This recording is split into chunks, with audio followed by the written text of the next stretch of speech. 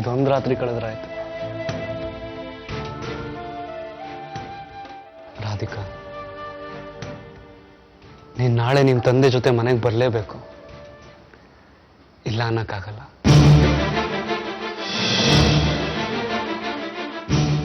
ನೀನ್ ಆಶ್ರಮದಲ್ಲಿ ಕಷ್ಟಪಡೋದನ್ನ ನನ್ನ ಕೈಲಿ ನೋಡೋಕ್ಕಾಗ್ತಿಲ್ಲ. ನೀ ಸುಖವಾಗಿರ್ಬೇಕು, ನೀ ಸಂತೋಷವಾಗಿರೋದನ್ನ ನಾನು ನೋಡ್ಬೇಕು. ಕೃಷ್ಣ, ನೀ ನನ್ನ ಸಪೋರ್ಟ್ಗಿದೆಯಾ ಅಲ್ವಾ?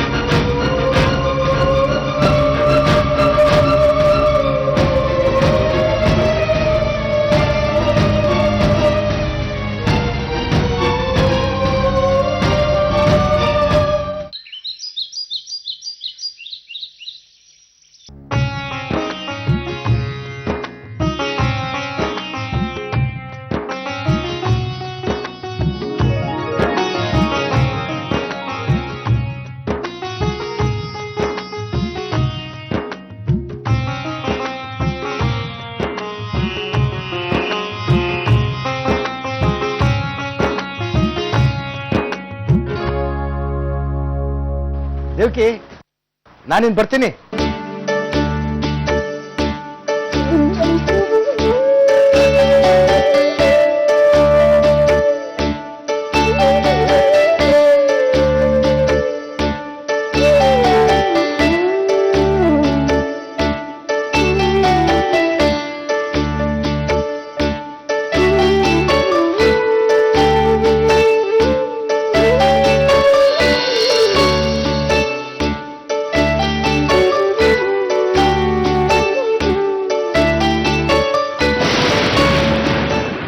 ಓಹೋ, ಏನ್ ಸಂಭ್ರಮ! ಮದುವೆಗಿತ್ತಿ ಮನೆಗೆ ಬರ್ತಿದ್ದಾಳೆ. ಪೂರ್ಣಕುಂಭ ಸ್ವಾಗತ ಮಾಡಿ ಕದ್ಲಾರ್ತಿ ಎತ್ತಿ ಬಲಗಡೆ ಇಟ್ಟು ಬರ್ಮಾಡ್ಕೊ ಅವಳನ್ನ. ಪಂಚಭಕ್ಷಿ ಪರಮಾನ್ನ ಪಾಯಸ ಏನು ಮಾಡಲ್ವಾ ನಿನ್ ಕಂದಂಗೆ? ಹೌದತ್ತೆ, ಪಾಯಸ ಸಿಹಿ ತಿಂಡಿ ಮಾಡಬೇಕಾಗಿತ್ತು. ಆದ್ರೆ ರಾಧಿಕಂಗೆ ಏನ್ ಇಷ್ಟ ಅಂತ ನನಗೆ ಗೊತ್ತೇ ಇಲ್ಲ ನೋಡಿ. ನಾನು ಬೇಯಿಸಿ ಹಾಕಿದ್ದನ್ನ ತಿಂತಾ ಇದ್ಲು. ನಾವು ಹಾಕಿದ ಗೆರೆಯೊಳಗಡೆನೆ ನಡೀತಾ ಇದ್ವಿ. ಒಂದು ದಿನ ನನಗದು ಬೇಕು ಇದು ಬೇಕು ಅಂತ ಕೇಳಿದ ಮಗುನೇ ಅಲ್ಲ ಅವಳು. ಹೋಗ್ಲಿ, ನಿನಗೇನ್ ಇಷ್ಟ ಕಂದ ಅಂತ ನಾನು ಕೇಳಿಲ್ಲ ನೋಡಿ. ಪಾಪ ಹಸು ಇದ್ದಾಗಿದ್ಲಲ್ವಾ? ನಾನು ರಾಧಿಕಣ್ಣ ಇವತ್ತು ಹೊಸ ಬೆಡ್ಶೀಟ್ ಹಾಕ್ತಾ ಇದ್ದೀನಿ. ಆದ್ರೆ ನನಗೆ ಗೊತ್ತು ಅವಳಿ ಮಂಚದ ಮೇಲೆ ಮಲ್ಕೊಳ್ಳಲ್ಲ, ನೆಲದ ಮೇಲೇನೆ ಮಲ್ಕೋತಾಳೆ ಅಂತ. ಏನ್ ಮಾಡಿದ್ರೆ ರಾಧಿಕಂಗ್ ಖುಷಿ ಆಗ್ಬೋದು ಅಂತ ನನಗೆ ಗೊತ್ತೇ ಆಗ್ತಾ ಇಲ್ಲ ಅತ್ತೆ. ಯಾವಾಗ್ಲೂ ಇನ್ನೊಬ್ರು ಒಳ್ಳೇದ್ರ ಬಗ್ಗೆನೇ ಚಿಂತೆ ಮಾಡೋಳು. ಒಂದು ದಿನ ಅವಳ ಬಗ್ಗೆ ಒಂದು ಅಕ್ಷರ ಹೇಳ್ಕೊಂಡವಳಲ್ಲ. ಏನೋ ದೇವ್ರ ದಯ, ಇವತ್ತವಳು ವಾಪಸ್ ಮನೆಗೆ ಬರೋ ಹಾಗಾಯ್ತಲ್ಲ. ಮನೆ ತಿನ್ನೋ ಗೆದ್ಲು ಆ ಹುಡುಗಿ. ನಮ್ ವಿಶಾಖನ್ ಬಾಳ್ ಹಾಳು ಮಾಡಿ ಹೋಗಿದ್ದಾಳೆ. ಈಗ ಅನಿಕ್ಷಿತ ಪರಂಪರೆ ಹೊತ್ಕೊಂಡು ಬರ್ತಿದ್ದಾಳೆ. ಅನುಭವಿಸಿ ಅನುಭವಿಸಿ. ಅತ್ತೆ, ದ್ವೇಷಕ್ಕೂ ಒಂದು ಮಿತಿ ಇರ್ಬೇಕು. ಪಾಪ ಇಷ್ಟು ದಿನ ನಮ್ಮಿಂದ ದೂರ ಇದ್ಲು, ಏನೇನ್ ಕಷ್ಟ ಅನುಭವಿಸಿದ್ಲು ಏನೋ. ಇವಾಗ ಅವಳು ವಾಪಸ್ ಮನೆಗೆ ಬಂದ್ಮೇಲೆ ಅವಳನ್ನ ನಾವು ಸರಿಯಾಗಿ ನೋಡ್ಕೋಬೇಕು ಅತ್ತೆ. ನೋಡ್ಕೊ ನೋಡ್ಕೊ, ಯಾರು ಬೇಡ ಅಂದ್ರು. ನನ್ನ ಮೊಮ್ಮಗಳು ವಿಶಾಖನ್ ಬಗ್ಗೆ ಸ್ವಲ್ಪನೂ ಪಶ್ಚಾತ್ತಾಪನೇ ಇಲ್ಲ ನಿಮ್ಗೆ. ಯಾರೋ ಎಲ್ಲಿಂದಾನು ಬಂದವಳು, ಅವಳ ಬಗ್ಗೆ ಕಣ್ಣೀರಿನ ಹೊಳೆನೇ ಹರಿಸ್ತೀರಾ. ಮನೆಗೆ ಮಾರಿ ಪರರಿಗೆ ಉಪಕಾರಿ ಅಲ್ವಾ?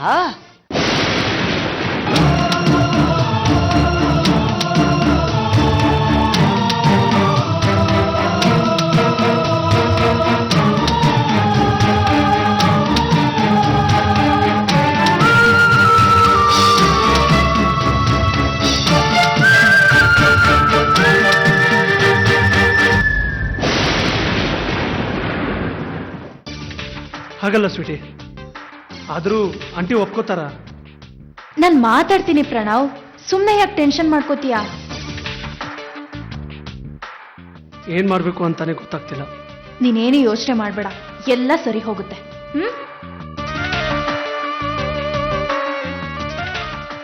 ಪ್ರಣವ್, ನೀನು ಜಾಸ್ತಿ ಮಾತಾಡ್ಬೇಡ. ಆಮೇಲೆ ನೀನೊಂದು ಮಾತಾಡಿ ಅದು ಇನ್ನೊಂದಾಗೋದು ಬೇಡ.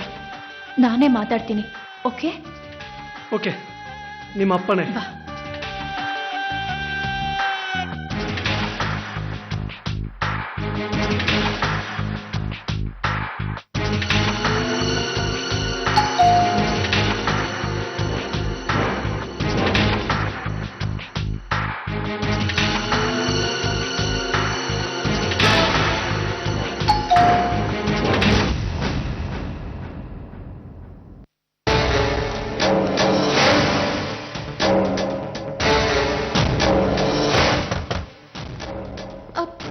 ಆಂಟಿ ಮನೇಲಿಲ್ಲ ಅನ್ಸುತ್ತೆ.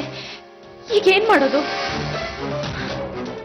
ಇದ್ದಿದ್ದೊಂದು ಆಸರೆ, ಇದನ್ನ ನಂಬ್ಕೊಂಡು ಹೇಗೋ ಒಂದ್ ವಾರ ಕಳೆಯೋಣ ಅನ್ಕೊಂಡಿದ್ದೆ. ಈಗ ಅದೂ ಇಲ್ಲ.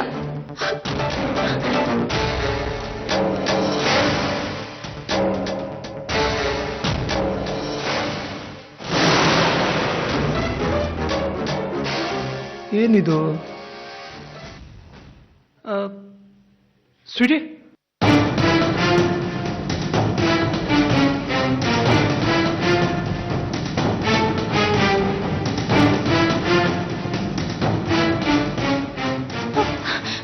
ಓ ಗಾಡ್, ಏನ್ ಬರ್ದಿದ್ದಾರೆ? ಪ್ರಣವ್, ಅವ್ರು ಯಾವುದೋ ಅರ್ಜೆಂಟ್ ಕೆಲ್ಸದ ಮೇಲೆ ಊರಿಗೆ ಹೋಗಿದಾರಂತೆ.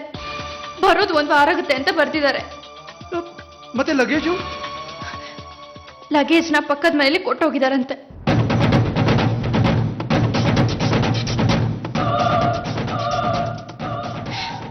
ನಾನು ದುಬೈಗೆ ಬಂದು ಮುಹೂರ್ತನೇ ಸರಿ ಇಲ್ಲ ಅನ್ಸುತ್ತೆ. ನಾನು ಇಲ್ಲಿಗೆ ಬಂದಾಗ್ನಿಂದ ಒಂದಲ್ಲ ಒಂದು ತೊಂದರೆಗಳು ಬರ್ತಾನೆ ಇದೆ. ಹೇ ಸ್ವೀಟಿ, ಅಳಬೇಡ. ಒಳ್ಳೆ ಕೆಲಸಕ್ಕೆ 108 ವಿಘ್ನಗಳು ಬರ್ತವೆ. ಮತ್ತೇನು ಬರ್ತಿದ್ದಾರೆ ನೋಡು.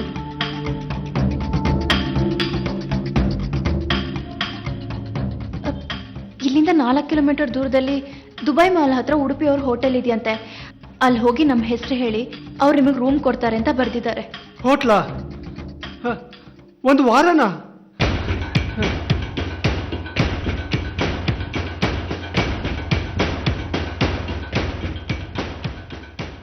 ಸ್ವೀಟಿ, ನನ್ನ ಹತ್ರ ಇರೋ ದುಡ್ಡಲ್ಲಿ ಹಬ್ಬಬ್ಬ ಅಂದ್ರೆ ಒಂದು 4 ದಿನ ಇರ್ಬೋದು ಅಷ್ಟೇ.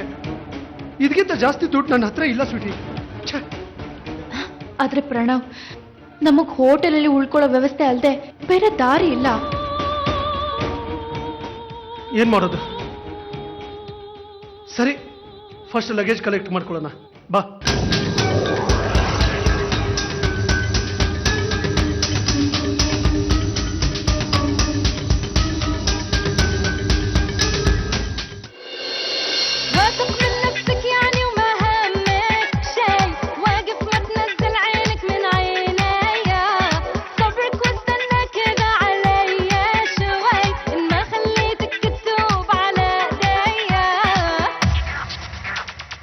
واثق من نفسك يعني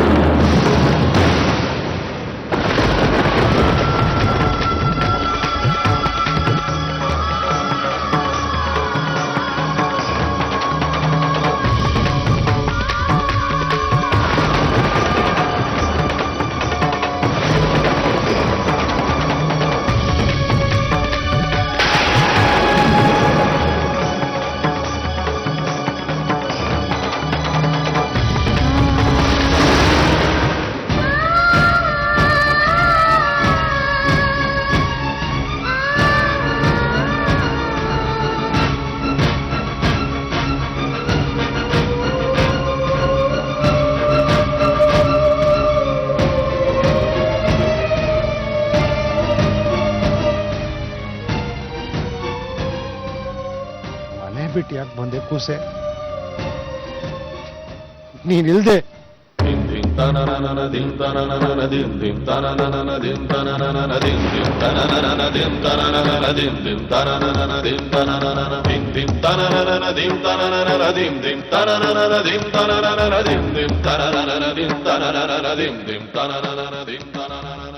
ನೋಡಿ ಎಷ್ಟು ಸಂತೋಷ ಆಗ್ತದೆ ಗೊತ್ತಾ ಮಗಳೇ?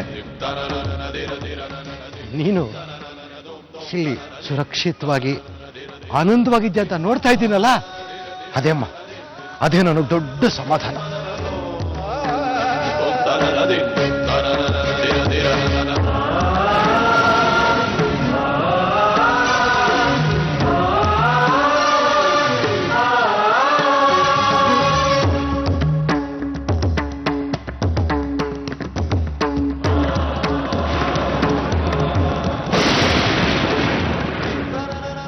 ಅರೆ, ಇವ್ರು ಮಧುರಾಪುರದವರು, ಪೂರ್ಣಚಂದ್ರ ಶಾಸ್ತ್ರಿಗಳು. ಬಹುಶಃ ರಾಧಿಕಾ ಇವ್ರ ಮಗಳೇ ಅಂತ ಕಾಣಿಸ್ತದೆ ಮಾತಾಜಿ.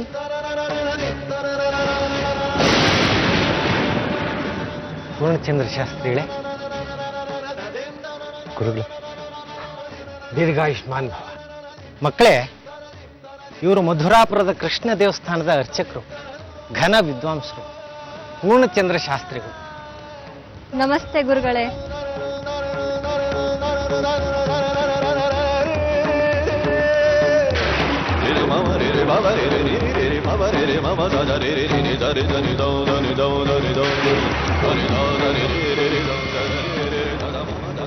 ರಾಧಿಕಾ ನಿಮ್ಮ ಮಗಳು ಅಂತ ಗೊತ್ತಾಗಿ ತುಂಬಾ ಸಂತೋಷ.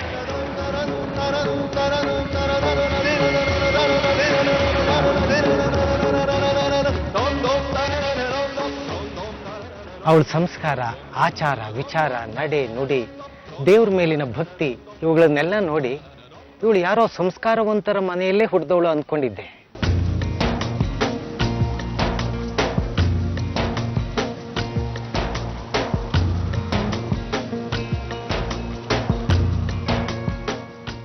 ನನ್ನ ಮಗಳಿಗೆ ಆಶ್ರಯ ಕೊಟ್ಟು ಅವಳನ್ನು ರಕ್ಷಣೆ ಮಾಡಿದ್ದೀನಿ. ಈ ಉಪಕಾರನ ನಾನು ಎಷ್ಟು ಜನ್ಮ ಎತ್ತಿದ್ರೂ ಮರೆಯಕ್ಕೆ ಸಾಧ್ಯ ಇಲ್ಲ ಗುರುಗಳೇ. ಹಾಗೇನಿಲ್ಲ. ಆದ್ರೆ ರಾಧಿಕಾ ನಿಮ್ಮ ಮಗಳು ಅಂತ ನನಗೆ ಹೇಳೇ ಇರಲಿಲ್ಲ. ಅದೇ ಆಶ್ಚರ್ಯ.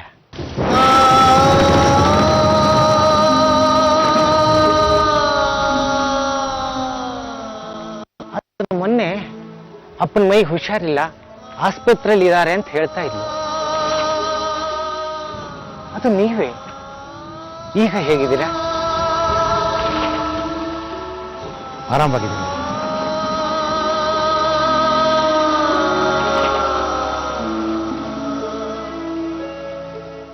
ಈ ನನ್ನ ಮಗಳು ನೋಡಿದ್ಮೇಲೆ ನನ್ನ ಆಯಸ್ಸು ಇನ್ನೂ 10 ವರ್ಷಗಳಷ್ಟು ಜಾಸ್ತಿ ಆಗುತ್ತೆ.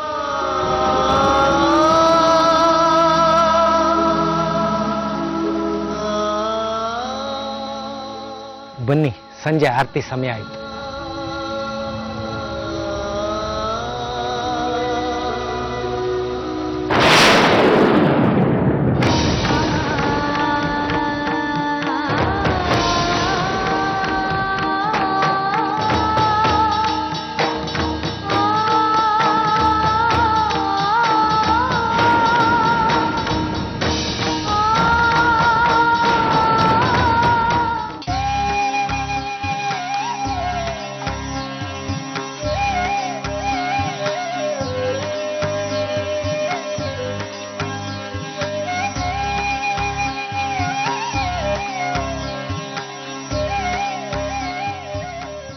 ಬನ್ನಿ. ರಾಧಿಕಾ, ಅವಳು ಅಡುಗೆ ಮನೆ ಕಡೆ ಹೋದ್ಲು ಅನ್ಸುತ್ತೆ. ನೀವು ನಮ್ಮ ಅತಿಥಿಗಳು, ಬನ್ನಿ ಆತಿಥ್ಯ ಸ್ವೀಕಾರ ಮಾಡಿ.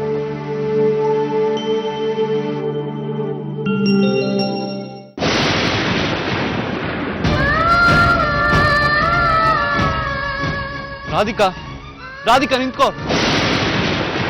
ಅಪ್ಪನ್ ಯಾಕೆ ಕರ್ಕೊಂಡು ಬಂದ್ರಿ? ನಿನ್ನ ಮನೆ ಕರ್ಕೊಂಡು ಹೋಗೋದಕ್ಕೆ. ನಾನ್ ಕರೆದ್ರೆ ಬರ್ಲಿಲ್ವಲ್ಲ ನೀನು? ನೀವು ಕರ್ಕೊಂಡು ಬರಬಾರ್ದಿತ್ತು ಅವ್ರನ್ನ. ಅವ್ರು ನಾನು ಯಾಕೆ ಮನೆ ಬಿಟ್ಟು ಬಂದೆ ಅಂತ ಕೇಳಿದ್ರೆ ನಾನು ಏನು ಹೇಳಲಿ? ಹೇಳಕ್ಕೇನಿದೆ, ಅಪ್ಪನ ಜೊತೆ ಮನೆ ಹೊರಟ್ ಬಾ. ನಿಮಗೆ ಗೊತ್ತು ನಾನು ಯಾಕೆ ಮನೆ ಬಿಟ್ಟು ಬಂದೆ ಅಂತ. ಅವ್ರ ಮಗಳ ಸಂಸಾರ ಚೆನ್ನಾಗಿರ್ಬೇಕು, ಅವಳಿಗೆ ಅವಳ ಗಂಡನಿಂದ ಸಿಗ್ಬೇಕಾದ ಪ್ರೀತಿ ಸಂತೋಷಕ್ಕೆ ನಾನು ಅಡ್ಡಿ ಆಗ್ಬಾರ್ದು ಅಂತ. ಇದನ್ನ ನಾನು ಅಪ್ಪಂಗೆ ಹೇಳಕ್ಕಾಗತ್ತಾ?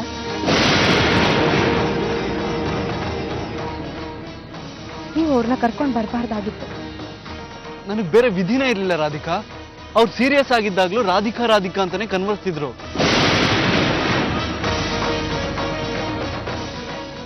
ಮನೆಗೆ ಬಂದಾಗ್ಲೂ ನೀ ಎಲ್ಲಿದ್ಯೋ ಏನು ಅಂತ ಯೋಚನೆ ಮಾಡ್ತಾ ಇದ್ರು.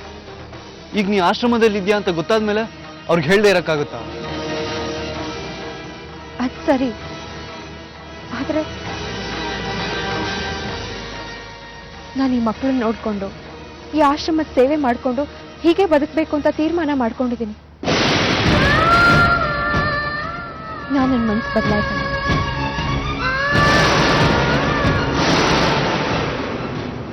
ಇದಕ್ಕಿಂತ ಜಾಸ್ತಿ ನನಗಿನ್ನೇನು ಹೇಳಕ್ಕಾಗಲ್ಲ.